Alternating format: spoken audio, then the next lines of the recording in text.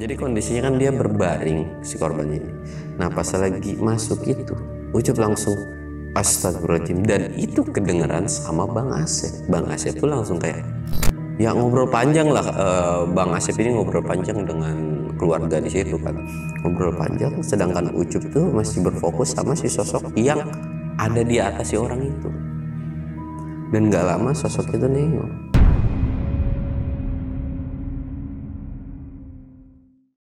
Assalamualaikum warahmatullahi wabarakatuh. Balik lagi di channel Samsul Mister Horror. Pada kesempatan kali ini gue bakal masih nyeritain karena memang ada beberapa lagi, dan gue juga nggak tahu setelah cerita ini tuh masih ada atau enggak cerita si Ucup ini, karena orangnya juga belum ngirimin lagi. Jadi gue bakal nyeritain tentang si Ucup lagi waktu dia naik ke Gunung Salak nih. Dan buat lo yang penasaran dengan ceritanya, lo wajib pantengin video ini sampai habis. Dan buat lo yang mau support channel gue, jangan lupa like, comment, subscribe, dan share video gue ke banyak orang. Dan buat lo yang mau ikutan open trip, jangan lupa kunjungi ke Instagram gue, yaitu samsul.1010. Dan gak usah banyak bacot lagi, kita mulai ke segmen dongeng horor. Dongeng horor dimulai.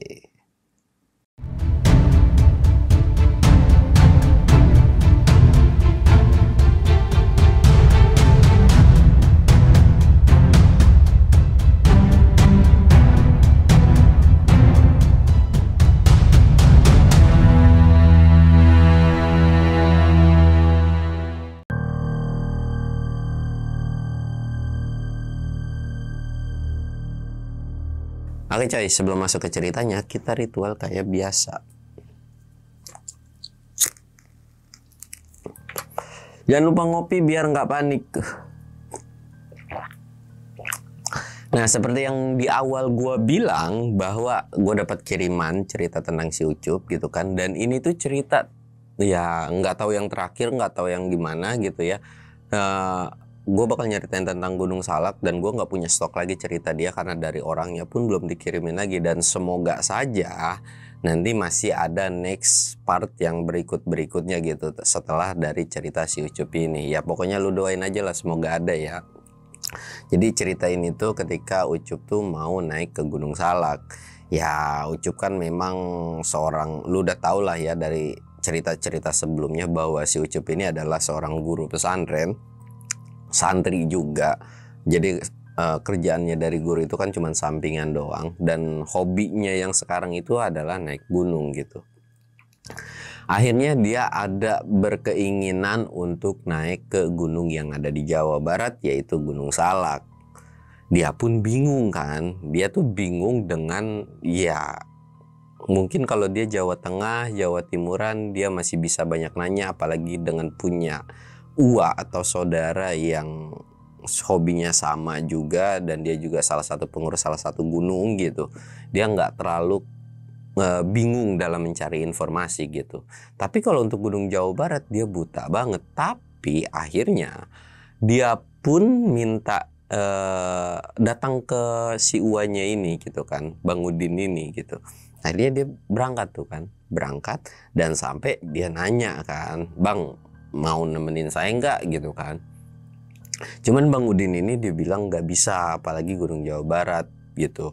Cuman Bang Udin ini dia bilang ya udah lu tunggu sebentar ya, gue nelpon salah satu temen gue yang memang ada di daerah Bogor. Dia bilang oh ya udah, teleponan panjang lebar, dan akhirnya Bang Udin pun bilang nih, Bang Udin bilang ke Ucup ini, ya udah lu berangkat aja nih, gue kasih alamat dan rumahnya gitu kan.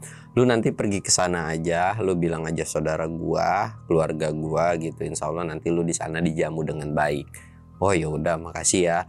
Dan si pamannya ini dia bilang, udah ya jangan yang aneh-aneh lu naik gunung sono, apalagi bisa dibilang Gunung Salak ini salah satu gunung yang angker banget lah. Mungkin kalau kata si paman ini 11-12 dengan Gunung Kawi, tapi beda banget. Dan menurut si pamannya, yang sepengetahuan pamannya adalah Gunung Salak ini banyak tragedi-tragedi, entah itu yang mistis, tapi terus ada yang di luar nalar juga. Bahkan di situ juga kan ada kecelakaan pesawat, sampai akhirnya dia bilang di situ pun salah satu tempat pelatihannya para tentara. Udah bisa dipastikan bahwa gunung itu medannya tuh menantang banget lah. Dan kalau bisa kamu didampingi dengan satu orang. Si pamannya ini tuh udah bilang kalau dia nyuruh satu orang siapapun buat nemenin kamu nanti ketika naik Gunung Salak gitu kan. Dan si Ucup ini bilang, oh ya udah kalau memang kayak gitu insya Allah kok hati-hati. Dan lagian juga pamannya juga tahu kan kalau dia naik tuh bukan orang yang naik gimana ya, maksudnya tidak pernah memaksakan atau kayak ya jalan santai yang penting nyampe lah gitu. Dan setelah dari obrolan panjang itu minta izin ke pamannya juga, dapat izin dari pamannya, pulanglah dia ke rumah. Sampai di rumah akhirnya Ucup ini berpamitan dengan orang tuanya atau izin ke orang tuanya gitu. Bu, aku mau naik gunung lagi ya ke Jawa Barat, ke Gunung Salak. Ya ibunya mengizinin aja ya. Ya pada umumnya orang tua lah, pesannya ya hati-hati, jangan aneh-aneh macem-macem dan lain-lain. Akhirnya berangkatlah, singkat ceritanya berangkatlah Ucup ini ke Bogor gitu. Bogor, dan sampai di Bogor dia ke alamat yang memang sudah ditunjukkan dari pamannya gitu. Pergi ke Bogor, sampai di rumah salah satu temennya Bang Udin ini. Di situ pun alhamdulillah dijamu dengan baik, dan sampai di situ ngobrol lah. Dan pas udah sampai gitu sekitaran 1-2 jam dia ngobrol tentang tujuan dan maksudnya pengen naik ke Gunung Salak gitu. Nah pada awalnya kita sebut aja si temennya Bang Udin ini yang di Bogor ini namanya Bang Asep ya. Bang Asep ini dimintain buat nemenin pada awalnya. Cuman karena memang Bang Asep ini lebih tua daripada si Ucup dan ada beberapa kepentingan lain yang memang tidak bisa ditinggalkan, dia tuh nyuruh salah satu keponakan atau ya masih anak keluarga gitu kan buat nemenin si Ucup ini. Dan untuk nunggu si orang ini tuh ya tunggulah 1 hari, kamu juga istirahat aja dulu di sini, toh juga kamu juga nggak ada kerjaan kan, maksudnya nggak diburu-buru sama kerjaan dan lain-lain. Ya Ucup pun manggut-manggut aja tanda setuju gitu kan. Dan setelah dari obrolan kayak gitu datanglah salah satu istrinya dari Bang Asep ini datang dan kenalan, ngobrol. Nah pas lagi ngobrol kayak gini tiba-tiba istrinya Bang Asep ini ngomong, kamu mau ke Gunung Salak, mendingan kamu urungin aja niat kamu. Bingung kan, bahkan termasuk Bang Asep ini pun bingung gitu. Lah orang mau naik gunung mau liburan kenapa kamu larang gitu. Bukan, kan kamu juga orang yang suka naik gunung, ngomong ke suaminya tuh. Nggak pernah ngelarang. Kalau memang orang yang sudah berbekal dengan ilmu dan pengalaman atau jam terbangnya tuh udah tinggi, kata si istrinya. Masalahnya, ibu tuh baru datang banget ngelayat dari salah satu temen anaknya si istrinya ini tuh. Dia tuh sakit, nggak tahu sakit apa. Yang pasti dia sakit diakibatkan gara-gara turun dari Gunung Salak. Dan sakitnya ini sudah berlangsung selama 2 minggu. Kata si istrinya Bang Asep ini. Bang Asep tuh nanya dong, lah siapa? Oh no, yang di sono. Dijelasin lah sama si istrinya. Dijelasin, dan udah dari dijelasin kayak gitu akhirnya karena memang Bang Asep ini kenal dengan orang itu, akhirnya Bang Asep ini berangkat ke sana gitu kan. Cup, gue pamit dulu ya, gue juga baru tahu nih infonya. Akhirnya dia mau ngelayat gitu, dan Ucup pun dengan nada yang ngomong, bang gue ikut dong, gue juga pengen lihat dong, sekalian ya jalan-jalan. Oh ya udah, random aja gitu, kayak random. Mereka berangkatlah berdua. Mereka berangkat berdua dan obrolan tentang larangan buat naik ke Gunung Salak oleh si istrinya Bang Asep ini ya udah cuma sebatas gitu doang gitu kan. Berangkat dan sampai di rumah si korban yang salah atau bisa dibilang orang yang lagi sakit ini kan. Sampai, dan sesudah sampai di situ ya nanya kan kenapa bla bla bla. Mereka berdua belum melihat kondisi si orang yang sakit ini. Karena kondisinya itu masih ada di luar, masih ngobrol, dan ternyata memang di situ ada beberapa orang di luar tuh, ada beberapa orang ya mungkin keluarga atau teman-temannya. lagi jagain atau ya lagi ngumpul-ngumpul gitulah. Kalau biasanya kan kalau orang sakit tuh pada diriung-riung gitu kan. Nah itu juga sama, lagi ngobrol-ngobrol dan Bang Asep ini nyobalah buat masuk ke dalam kan. Ya udah aku masuk dulu ke dalam ya. Masuk, dibarengi dengan Ucup juga. Pas masuk, Ucup langsung nyebut dong. Jadi kondisinya kan dia berbaring si korbannya ini. Nah pas lagi masuk itu, Ucup langsung astagfirullahaladzim, dan itu kedengeran sama Bang Asep. Bang Asep tuh langsung kayak, kenapa Cup gitu kan. Ucup cuma bilang, enggak apa-apa. Dan yang dilihat sama Ucup adalah itu ada sosok yang nutupin mata. Jadi orang kan rebahan begini, ada yang kayak tengkurap dari, pokoknya dari mana sih, dari perut, bawah perut gitu, bawah perut dikit sampai atas begini itu ketutupin. Ucup kan kayak heran, itu makhluk apa gitu kan. Tapi Ucup sadar dan tahu bahwa yang dia lihat ini bukan sosok manusia gitu. Yang di bawahnya benar manusia, tapi yang di atas ini bukan manusia. Ucup nggak tahu sosok apa yang di situ, dan bukan kuntilanak ya. Pokoknya hitam, serba hitam, semua serba hitam, dan nggak kelihatan kulitnya kayak gimana. Karena si yang nutupin ini kayak berpakaian gitu kan. Dan itu nggak nengok ke Ucup, bingung aja. Ya ngobrol panjang lah, Bang Asep ini ngobrol panjang dengan keluarga di situ kan, ngobrol panjang, sedangkan Ucup tuh masih berfokus sama si sosok yang ada di atas si orang itu. Dan gak lama sosok itu nengok. Astagfirullahaladzim. Dan dari situ ketika Ucup nyebut istighfar lagi, Bang Asep sadar lagi kan. Ucup tuh langsung pamitan, Bang gue di luar dulu ya. Keluar, dan gak lama sekitar selang 5-10 menit Bang Asep pun keluar lagi dan nyuruh atau narik si Ucup buat pulang. Cup pulang yuk, kita makan, udah sore juga. Ya udah pulang tuh mereka. Di sepanjang perjalanan ditanya, kenapa kamu tadi istighfar terus gitu, apa yang kamu lihat? Kayaknya kamu ngeliat sesuatu hal yang gak gua lihat deh gitu kan. Ucup tuh bilang lah, ngejelasin bahwa di badannya itu ada yang nempel, nggak tahu sosok apa, tapi yang pas dilihat tuh kayak orang kakek-kakek atau ya bisa dibilang umur mungkin sekitaran 50-60 tahunan lah. Loh kamu yakin ngeliat itu? Iya yakin. Dan jadi Ucup tuh ngejelasin bahwa si sosok ini tuh nutupin setengah badan daripada si korban ini gitu. Ah yang bener kamu. Iya bener ya, mau percaya mau enggak kata si Ucup tuh silahkan, tapi yang aku lihat tuh kayak gitu. Oh ya udah deh, berangkatlah mereka pulang dan sampai di rumah makan-makan, dan Ucup tuh menceritakan ini kejadian ke istrinya karena disuruh diceritain juga oleh si Bang Asep ini kan, diceritain. Dan pas udah diceritain, oh gitu, karena menurut si istrinya, karena kan ya namanya cewek ibu-ibu gitu kan, ya banyak lah omongan-omongan.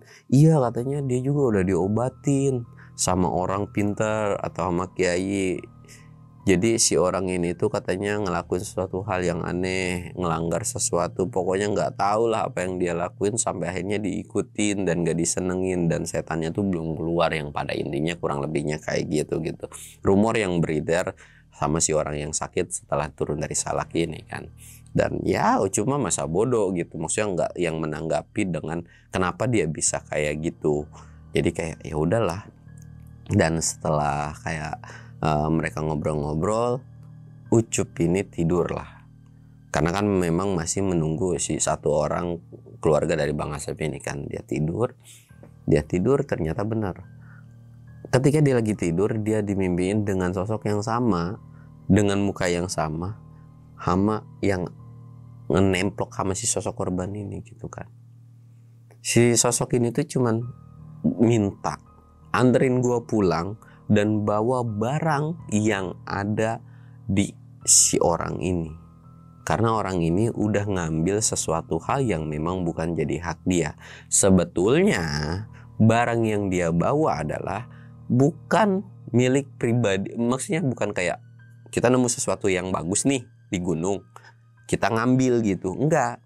Lebih tepatnya temennya yang ngambil, tapi kayak diisengin gimana sih, ditaruh lah di tasnya gitu, kayak diisengin kayak gitu doang. Dan sosoknya pun bukan yang marah atau yang kayak gimana tahu, karena itu tuh kayak cuma sebatas bercandaan mungkin, yang pada intinya dalam mimpinya tuh kayak gitu. Dan Ucup pun mendadak langsung bangun kayak kesadar. Dan pas dilihat jam udah menunjukkan subuh kan, dan jam udah menunjukkan subuh, akhirnya Ucup nih sholat subuh. Ucup sholat subuh, singkat ceritanya sekitaran udah jam 8 jam 9 pagian lah ya. Di situ adalah saudaranya yang namanya Yanto itu datang, yang bakalan nemenin Ucup ke Gunung Salak. Udah datang, dan di situ pun masih lengkap lah, ada Bang Asep juga, ada istrinya juga. Dia tuh coba ngomong, "Bang Asep, ini mau percaya atau enggak ya? Saya sih pengen ngambil sesuatu dari orang yang sakit kemarin." Bang Asep kayak heran, "Apaan yang mau kamu ambil?" "Ya susah juga saya ngejelasinnya, tapi boleh nggak buat saya datang ke rumah beliau gitu, ke rumah orang yang sakit. Nanti ya dia keluarganya mau percaya atau enggak itu terserah. Saya cuma mau ngambil apa yang ada di tas dia doang." Bang Asep juga kayak setengah yakin, dan ya udah ayo kalau memang lu benar gitu kan. Ya namanya orang ikhtiar juga kan, kasihan juga sekalian ngebantu.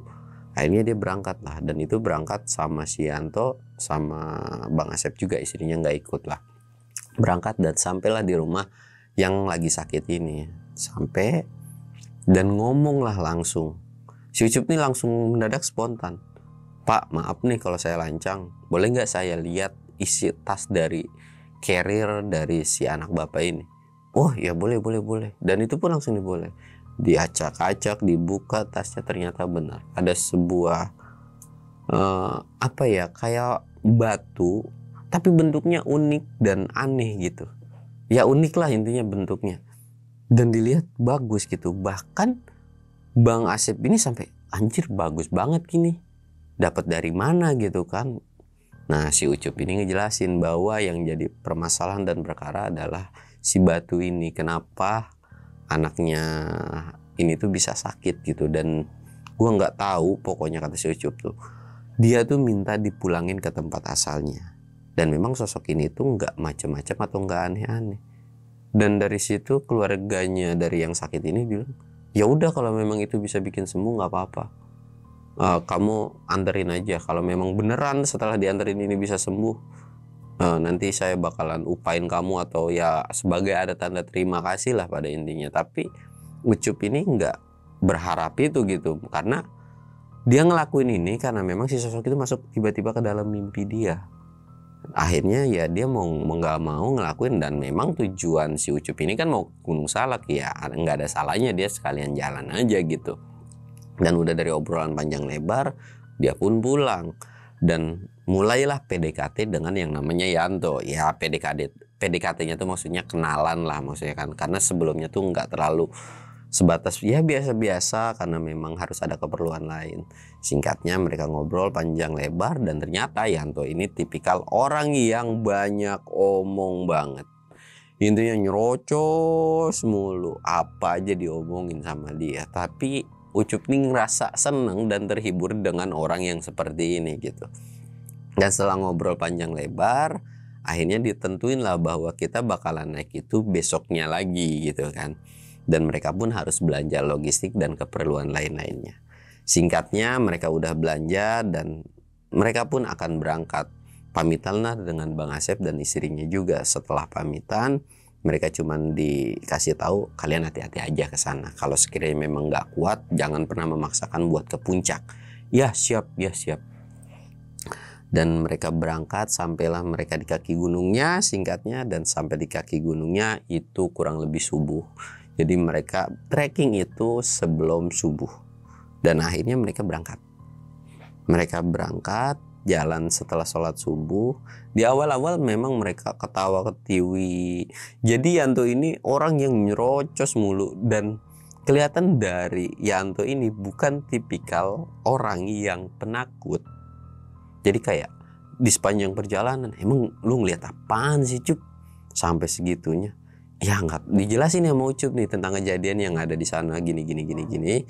Dan Yanto tuh bilang, wah masa sih, berarti sekarang tua kakek-kakek ngikut dong di lu, nemplok dong di lu, lu gendong dong gitu kan. Yanto tuh Ucup tuh cuman senyum aja. Iya kali, gue juga nggak ngelihat sih masa si sosok kakek-kakek itu. Lah, lu bukannya bisa ngeliat setan, tapi kok katanya mau minta pulang. Wah jangan-jangan ketinggalan, kata si Yanto tuh. Balik lagi kali ya, kita jemput. Kasihan tuh kakek-kakek kalau kagak bisa. Pas lagi ngomong kayak gitu, itu dalam kondisi yang memang masih gelap, ya masih subuh kan. Ada suara, nggak tahu suara apa, jadi kayak dari semak, kresek kresek kresek gitu kan. Yanto kayak nengok, bahkan Ucup pun sampai nengok gitu kan. Apaan tuh gitu? Diliatin, disenterin, nggak ada apa-apa. Jalan lagi, baru jalan beberapa langkah, itu ada suara lagi. Apaan ya? Nggak ada apa-apa. Lanjut lagi lah mereka jalan. Lanjut lagi mereka jalan. Mereka nggak tahu dengan penampakan ya apa yang dilihat. Tapi Ucup sempat ngelihat sekelebatan doang. Tapi nggak diomongin ke si Yanto ini. Karena memang ya udahlah, cuman sekelebatan juga. Dan Ucup ini bukan tipikal orang yang selalu melihat sesuatu penampakan itu diceritain kan. Jadi jalan lagi. Singkatnya mereka sampailah di pos 1. Kita anggap aja pos 1 walaupun Gunung Salak itu untuk beberapa jalur itu tidak menggunakan pos kan. Dia sampailah di pos 1. Sampai di pos 1 mereka istirahat, mereka makan-makan juga karena memang mereka udah ngebekelin nasi dan lain-lain kan. Mereka makan, istirahat sekitaran 1 jam, bahkan si Yanto ini juga sampai tidur dan akhirnya ngelanjutin lagi perjalanan. Dari pos ke pos tuh mereka lalui dengan ya riang, senang, gembira, nggak ada apapun. Sekitaran jam 3 atau jam 4 mereka sampai di salah satu pos atau bisa dibilang pos terakhir untuk sampai ke puncaknya gitu kan. Yanto ini bilang, Cup, lu tahu nggak kalau Gunung Salak itu kita ngecamp di samping makam atau kuburan atau petilasan gitu. Ucup juga baru tahu kan, baru sadar gitu. Emang iya? Iya, nanti kalau lu cek aja deh kalau di atas. Wah, ya udah nggak apa-apa. Memang makamnya siapa? Katanya sih makam Mbah Salak. Yanto tuh bilang kayak gitu. Banyak orang-orang yang ziarah ke sini. Ucup tuh nanya lagi dong, Mbah Salak itu siapa? Nah, yang sekarang itu Ucup yang banyak nanya gitu kan. Ya gue juga kagak tahu, gue juga nggak terlalu ngikuti perkembangan zaman, kata si Yanto itu kan. Ya nggak tahu juga, mungkin orang yang penting peranannya gue juga nggak tahu, tapi banyak orang yang ziarah ke sini. Oh gitu, ya udah kita juga sekalian ziarah aja, ngaji sebalik 2 balik mah, kata Ucup tuh kan. Oke, berani emang, kata si Yanto tuh. Ya beranilah, memang kenapa harus takut sih? Terus juga kita kan tujuannya ngaji baik gitu kan. Masa iya kita punya niatan baik tiba-tiba dijahatin kan? Oke, dia bilang. Berangkatlah mereka, lanjutin, dan singkatnya sekitaran jam 4 mereka sampai di puncak. Mereka ngedirin tenda, dan lagi ngedirin tenda itu Yanto ngasih tahu ke Ucup makamnya, tempat dan lokasinya. Oh itu, ya udahlah nanti agak malaman atau setelah Isya kita ke sana ya. Oke, dia bilang. Mereka ngedirin tenda, mereka masak-masak, prepare dan lain-lain. Dan karena memang sudah dibagi tugasnya ya, dan kondisi pada saat itu Yanto ini kebagian masak nasi yang lama. Dan dia pun pamitan nih ke Yanto, Tok, gue mau ngeliat lokasi daerah situ dulu ya, maksudnya ke petilasannya. Gue ikut nih. Dan sampai di petilasannya, ternyata di petilasannya itu ada 1 orang lagi duduk ngadep ke petilasannya itu kan. Yanto yang tadinya nggak takut mendadak kayak diem dulu. Astagfirullahaladzim, apaan tuh gitu kan. Itu kondisi masih siang ya. Dan Ucup pun sempat heran. Lah itu siapa? Kok tiba-tiba ada orang di atas, orang pendaki tapi kok nggak ada tenda lain selain tenda mereka doang gitu. Ya kagak tahu juga. Ya udah yuk kita datang samperin aja. Kali aja orang yang lagi ziarah juga, kita tawarin kopi aja. Apalagi ini udah sore juga kan. Oke deh, jalan mereka. Dan Ucup ini langsung ngucapin salam. Assalamualaikum gitu. Dan ada yang nyaut, Waalaikumsalam. Tapi si orang ini belum nengok. Oh, kamu udah datang. Sini duduk. Ucup tuh kayak heran kan. Hah? Seolah kayak emang udah ditungguin. Bahkan Yanto pun, kamu udah datang gitu. Lu ditungguin di sini. Yanto tuh sampai nyeletuk. Itu kenalan lu. Itu ngomongnya tuh kenceng gitu kan. Kagak tahu. Ya, tapi mereka sambil jalan dan sambil duduk di sampingnya. Yanto nih penasaran dengan muka dari si orang ini. Tapi kayak seolah-olah susah banget dilihatnya. Duduk dan ditanyain lah. Langsung aja kayak to the point aja si orang yang duduk ini. Mana yang barang yang saya suruh bawa? Ucup tuh kayak heran dan bingung kan. Barang yang saya bawa apaan ya? Yanto lagi-lagi nanya, lu disuruh bawa barang apaan? Mereka tuh belum sadar dengan apa yang mereka bawa gitu. Bingung kan, mikir-mikir selama 5 menit dan dia baru sadar. Astagfirullahaladzim, kayaknya itu kali ya. Oh yaudah sebentar gitu kan. Saya ambil dulu. Ucup juga nggak terlalu nanya gitu kan, nggak terlalu banyak pincong, dia langsung pergi dan Yanto pun ngikut pergi. Apaan sih? Lu bawa barang apaan? Itu loh, barang batu yang gue bawa dari orang yang sakit kemarin. Oh itu. Ngambil, memang masih ada. Balik lagi lah ke petilasan itu atau ke makam itu. Dan pas dicek ke sana, sosok itu udah nggak ada. Yanto tuh langsung kaget, lah kok hilang gitu kan. Sosoknya kemana nih? Bingung dan kayak, oh. Dan Yanto itu kayak, anjir itu kayaknya bukan sosok manusia. Ucup tuh ya mungkin bukan, ya mungkin iya juga, tapi ya nggak apa-apa. Terus kita suruh ngambil ini ngapain? Suruh taruh gitu di sini. Iya kali, kata Yanto tuh, mungkin disuruh ditaruh di sini.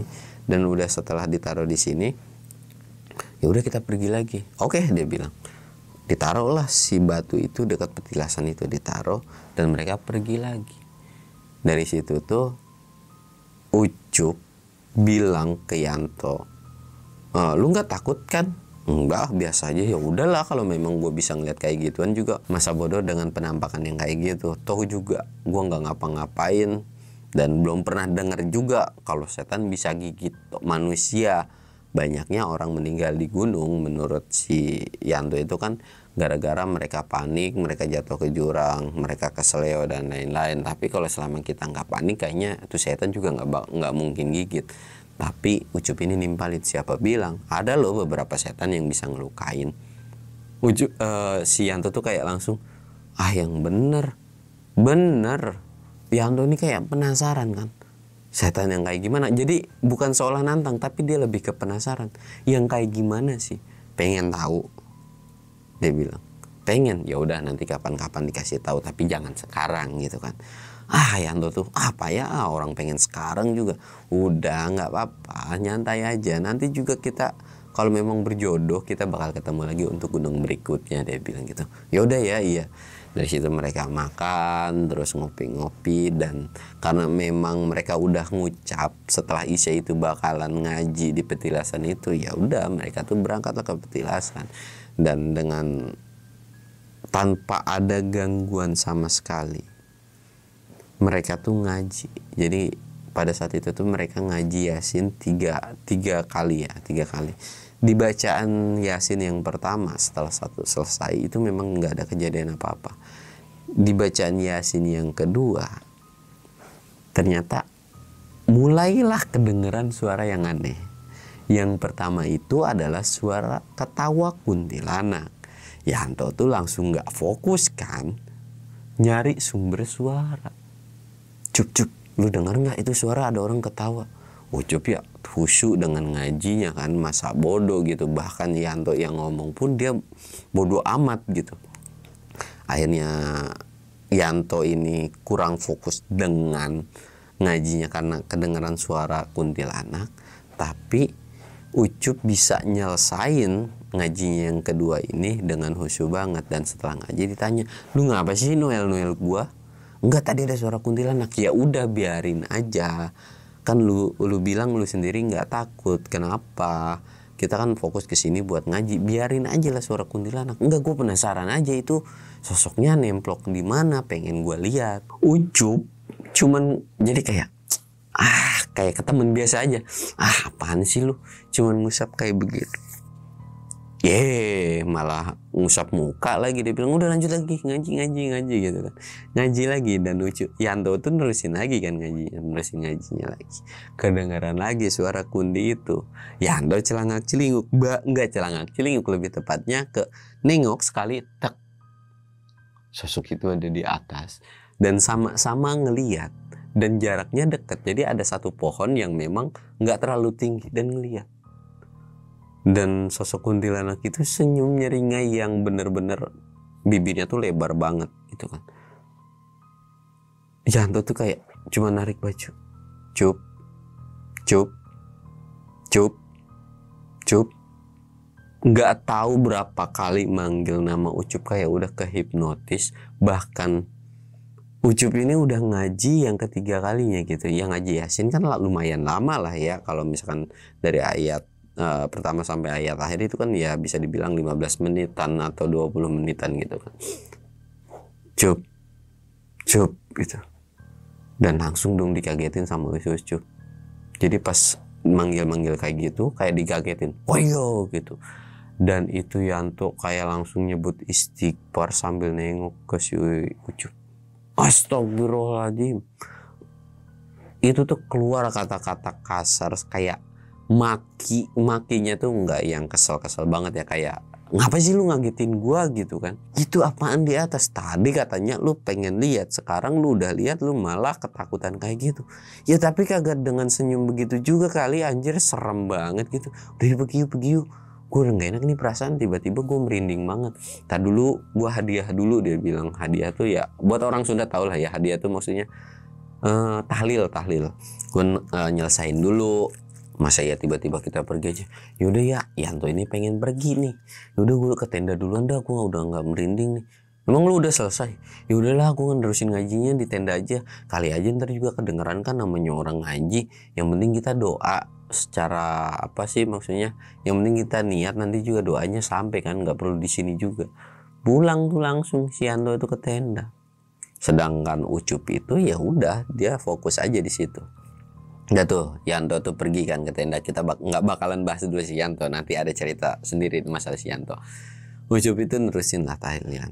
Dan setelah selesai tahlilan, mendadak ada satu orang itu datang dan itu ngucap salam. Assalamualaikum. Ucup tuh kayak Waalaikumsalam. Siapa ya gitu kan. Oh, saya yang nyuruh kamu buat bawa barang tersebut. Duduklah si sosok ini. Pada saat itu Ucup nggak bisa mendeskripsikan atau ngasih tahu ini tua atau muda. Jujur, menurut si Ucup adalah dia tuh benar-benar nggak bisa ngelihat perawakan dari si orang ini. Entah mukanya yang bagus, mukanya yang jelek atau kayak gimana. Pokoknya intinya kayak nggak bisa ngelihat aja, kayak aneh aja gitu kan. Duduk dan ditanya, udah berapa lama di sini gitu kan, tujuan kamu naik ke Salak mau apa, ke gunung itu ngapain? Ya dia bilang cuma nikmatin alam aja, dan kebetulan karena dimimpiin kayak gitu akhirnya ya sekalian aja nganterin barang ini gitu kan.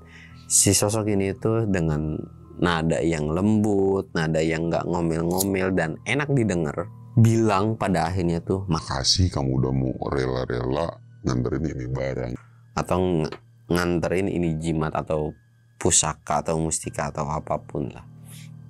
Dan dari situ pun Ucup tuh bilang, kamu tuh siapa dan kenapa kamu sampai segitunya. Sebetulnya saya tuh nggak ada niatan buat nyakitin atau ya nempelin si sosok pendaki yang di sana. Cuman karena memang tempat tinggal saya ada di pusaka tersebut, jadi kalau memang diambil dan orangnya nggak kuat, ya akan jadi berdampak seperti itu. Buktinya kamu yang megang, kamu yang bawa, saya kamu sendiri nggak kenapa-napa kan. Ucup tuh kayak heran. Iya sih, tapi masa iya sampai segitunya. Bahkan si sosok ini bilang, pusaka ini mau kamu ambil, kamu bawa, silahkan. Toh juga saya nggak keberatan dan kamu kayaknya akan bertanggung jawab juga dengan barang benda pusaka ini gitu kan. Tapi Ucup itu nolak, enggak buat apa saya merah-merah kayak gitu, atau oh ngambil barang kayak gini, saya kesini cuman mau nganterin dan cuman silaturahmi sekalian nikmati alam yang ada di Jawa Barat. Oh kayak gitu, ya sudah. Kalau memang itu tujuan kamu, saya sekali lagi ngucapin terima kasih dan kamu hati-hati di sini. Dan kalau misalkan memang kamu ada sesuatu hal yang diganggu, kamu injek aja bumi 3 kali. Dan insya Allah saya bakalan datang buat nolongin kamu. Ucup tuh kayak antara percaya dan enggak, tapi manggut tanda setuju dengan omongan si orang tersebut gitu kan. Dan tiba-tiba si orang ini tuh pamitan, sosok ini tuh pamitan. Ya sudah, kamu balik lagi ke tenda aja, temenin teman kamu, dan istirahat. Selamat menikmati alam yang ada di sini. Saya mau pamit dulu. Dan dari situ ngucapin salam dan pergilah sosok ini. Dan sampai saat itu, bahkan sampai detik ini pun, Ucup tuh nggak tahu sosok apa yang dia lihat itu kan. Dan udah dari kayak kejadian itu ya Ucup pergi kan, pulang. Nah kita bakalan beralih ke si Yanto ini setelah berangkat ninggalin si Ucup kan. Kalau si Ucup ini punya kejadian dia ketemu dengan satu sosok yang baik, nggak ngapa-ngapain. Tapi Yanto setelah pulang di jalan itu dia ngedengar suara Kunti lagi. Kok suaranya ngikutin terus ya? Yanto tuh kayak ngelihat kiri kanan bingung dan heran kan. Lanjut lagi lah dia jalan. Dan kelihatan nih, udah kelihatan tenda. Dia lari sekencengnya dong. Lari. Tapi yang aneh, larinya tuh nggak nyampe-nyampe ke tenda. Dia semakin terus lari. Kok nggak nyampe-nyampe? Dia lihat ke belakang. Lah jalan gue masih di sini aja. Dia lari lagi. Kok nggak nyampe-nyampe lagi? Dia bingung dong. Dia lihat kiri kanan nggak ada sosok apapun, bahkan dia ngeliat ke bawah itu nggak ada sosok apapun. Dia bingung, kok bisa gue agak sampai sono ya? Apa yang salah? Apa gue nggak ngelanjutin ngaji? Apa demit di sini pada kesel, pada marah kali? Mendadak sosok kuntilanak itu nggak tahu dari mana turun seng, plok. Sosok kuntilanak itu diem di depan tenda, diem di depan tendanya mereka gitu kan, tendanya si Yanto ini. Yanto tuh cuman dalam hati, anjir, itu sosok ngapa tiba-tiba depan tenda sih? Dan dari situ karena takut kan, sosoknya yang udah kelihatan si bibirnya itu panjang banget lebar. Wah nggak bener nih, gue salah ninggalin si Ucup. Gue balik lagi dah ke si Ucup. Nengok dong dia ke belakang. Ternyata di belakang juga ada sosok kuntilanak gitu. Yang sebetulnya dari tempatnya berdiri ini, si Ucup itu sebenarnya kelihatan. Cuman kayak dihalangin dengan sosok yang sama. Dia ngeliat kiri kanan. Di sono Kunti, di sini Kunti. Gua kudu gimana ya? Dan dari situ tuh Yanto cuman diem. Dan dia tuh dalam hatinya tuh baca-baca doa. Ya Allah, kenapa gue tiba-tiba ngeliat penampakan kayak gini sih? Beberapa kali perasaan gue udah pernah kesalak, tapi gue nggak pernah ngalamin yang sehoror ini gitu. Cuman diteror sama suara yang aneh. Nggak pernah sampai yang ditampakin dengan sosok kuntilanak ini gitu kan. Dia tuh cuman diem, matung, dan akhirnya karena bingung juga nggak tahu harus ngapain, ngerokok lah dia, ngambil rokok dan pas lagi ngerokok gitu, teriak dong Yanto, lu ngapain sih depan tenda gua? Pergi apa pergi? Udah disuruh kayak gitu, sosok itu mendadak pergi tuh. Yanto tuh kayak heran, tapi sambil jalan, anehnya sambil jalan. Lah, nurut gitu kan. Udah kayak hewan aja, maksudnya kayak hewan peliharaan nurut. Tapi matanya masih berfokus ke sosok kuntilanak ini yang terbang gitu. Jalan dan gak lama dia nabrak tenda dia sendiri. Aduh, lah iya tenda gue udah ada di sini. Udah deh masuk. Tapi masih penasaran dengan sosok itu. Dan sosok kuntilanak itu tuh masih nemplok di salah satu pohon kan. Bodo amat dah, gue masuk ke dalam tenda. Masuk tuh ke dalam sleeping bag dan ditutupin tendanya. Tutupin dan lu tahu. Pas lagi dalam tendanya tuh digoyang-goyangin tuh. Di tendanya digoyang-goyangin. Bahkan itu di tendanya tuh ada beberapa siluet yang kelihatan. Nggak tahu sosok apa. Yanto tuh langsung teriak, udah kek, gue kesini kan kagak ngapa-ngapain. Gue bercanda, iya gue kagak nantangin demit sini, gue kagak nantangin setan di sini dah. Ya udah gue minta maaf ya kalau gue salah ngomong dan lain-lain. Dan nggak lama itu ada Ucup yang buka tenda. Jadi si tenda ini kan ada yang buka krek gitu. Yanto tuh langsung nutup muka dan dia tuh langsung bilang, maaf, iya gua kagak lagi. Jadi kayak teriak histeris, kayak ketakutan lah. Dari situ tuh Ucup cuman ketawa doang. Lu ngapa Yanto? Ini gua bukan setan, gua bukan demit. Kenapa lu ketakutan kayak gitu? Dan Yanto tuh kayak ngeliat, alhamdulillah, makanya lu jadi manusia jangan takabur, jangan pernah nantangin yang memang gak bisa lu tantangin. Iya maaf, dia bilang gitu kan. Ya udah bikin kopi. Jadi kayak mereka walaupun baru kenal tapi kayak udah ngerasa akrab banget karena memang nggak ada yang baper lah, dan obrolan pun memang tidak ada yang dijaga. Ya Yanto tuh tipikal pendaki yang ngomong kasar, maksudnya kasar tuh ada bahasa binatangnya, lu gua dan lain-lain. Tapi Ucup juga tidak permasalahkan itu karena memang sudah jadi perwatakan atau karakternya dia kan. Dan tapi di sisi lain Yanto ini memang orangnya asik dan ngehibur banget. Akhirnya ya udah disuruh kayak gitu pun dia bikin kopi dan Ucup tuh nanya, lu ngapa sih betah banget di situ? Diceritain lah sama si Ucup. Gue tuh ketemu sama satu sosok tapi gue juga nggak bingung. Sosoknya tuh nggak kelihatan mukanya. Hah? Mukanya rata gitu kan, kata Yanto. Ya kagak rata juga. Pokoknya gue juga bingung. Pokoknya nggak bisa dilihat lah muka, bentuk mukanya tuh kayak gimana. Oh gitu ya. Ya terus lu ngapain aja? Maksudnya ngobrol apa aja? Ya dia cuma bilang makasih udah dibalikin barangnya, dan terakhir tuh kalau gue kenapa-napa suruh injek bumi 3 kali nanti dia bakalan datang. Coba dong praktekin. Dan yang paling kocaknya adalah Ucupnya nurut dipraktekin, dan Yantonya pun ngelihat sosok penampakan yang menurut dia tuh aneh. Sosoknya tuh kakek-kakek bungkuk sambil bawa tongkat, dan ini mukanya kelihatan jelas. Tapi kakek-kakek ini tuh kayak pakai bukan kope atau peci ya. Jadi kayak dilingkar balutin begitulah. Wah, dia bingung dan heran. Dan pas lagi heran kayak gitu, Yanto tuh kayak berfokus aja dan apaan sih? Nah, tapi Ucup tuh negor. Lu ngeliat apaan? Walaupun Ucup tahu apa yang dilihat, jadi nggak mau ngagetin lah kayak di awal-awal. Itu siapa ya? Ya mungkin itu sosoknya.